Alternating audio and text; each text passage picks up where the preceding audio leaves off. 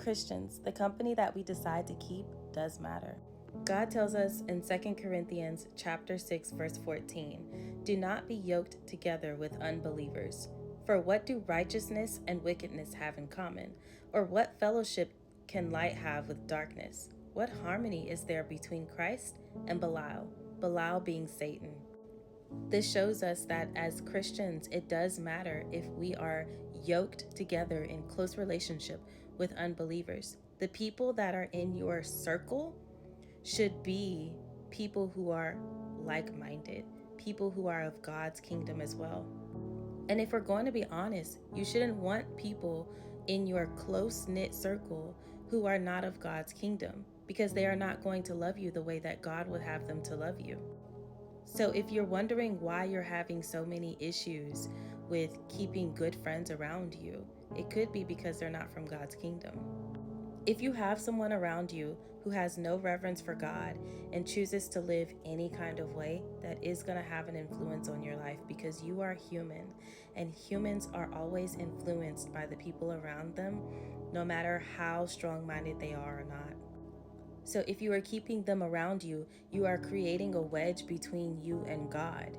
And if you know that God is calling you to let them go, or calling you to set boundaries with that person, whatever he's calling you to do with those people, and you're not doing it, you have created an idol. God calls us to turn away from our old life, turn away from old things, whenever we choose to pick up the cross and follow Christ and submit our lives to him. So no, this verse in 2 Corinthians is not just about romantic relationships. It is about all relationships.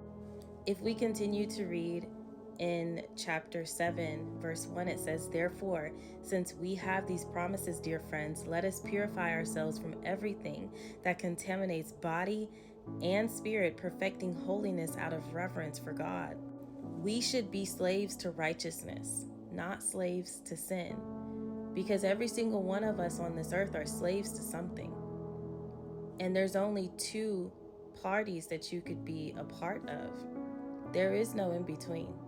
So Christians, if you're having a lot of problems in the friend area and you want friends who are going to love you with real love, then look towards God's kingdom.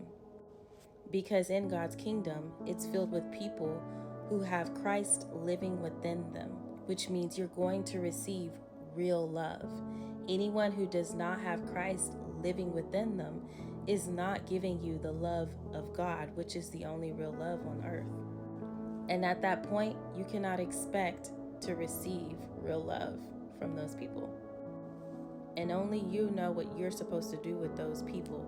It is your responsibility to be obedient to God. And yes, this does include family too. Luke chapter 9, verse 57 says, "As they were walking along the road, a man said to him, 'I will follow you wherever you go.' Jesus replied, 'Foxes have dens and birds have nests, but the Son of Man has no place to lay his head.' He said to another man, 'Follow me.' But he replied, 'Lord, first let me go and bury my father.' Jesus said to him, 'Let the dead bury their own dead, but you go and proclaim the kingdom of God.' Still another said, 'I will follow you, Lord, but first let me go back and say goodbye to my family.' Jesus replied, 'No one who puts a hand to the plow and looks back is fit for service in the kingdom of God.' Nothing can come before him. So if you know there are people in your life that God is calling you to leave, you need to let them go. And if you feel you can't do that, then ask God, who needs to leave my life?